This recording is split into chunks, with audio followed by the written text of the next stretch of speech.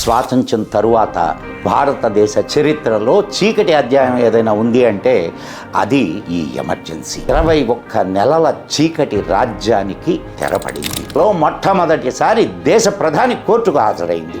ఆర్థిక ప్రమాదాలంటి అత్యవసర పరిస్థితిని ప్రకటించవచ్చు. ఇది నాణ్యానికి ఒకవైపు. ది న్యూయార్క్ టైమ్స్ భారత్లో ప్రజాస్వామ్యం ఆత్మహత్య చేసుకుంది అని రాశాయి. ఆమె బతికున్నంత వరకు ఆమె రాష్ట్రపతిగా కొనసాగాలనే కుట్ర ఇది. దాదాపు 1,00,000 మందిని అరెస్ట్ చేశారు. వాళ్లలో 11,000 మంది రాజకీయ నాయకులే. ప్రస్తుత కేరళ సీఎం పినరయ్ విజయన్ కొట్టుకుంటూ తీసుకెళ్లి జైల్లో పడేశారు. ఎంత భయంకరంగా కొట్టారంటే ఆయన తన కాళ్ల మీద తాను నిలబడలేకపోయాడు. ఆయన బట్టలు చిరిగిపోయాయి. ఎమర్జెన్సీలో ఉన్న తరం మాది. ఆ నరకాన్ని అనుభవించిన తరం మాది. మారు వేషాల్లో తిరుగుతూ ఎమర్జెన్సీకి వ్యతిరేకంగా ప్రజలను జాగృతం చేసేవారు. వాళ్ళలో నేను ఒకడిని.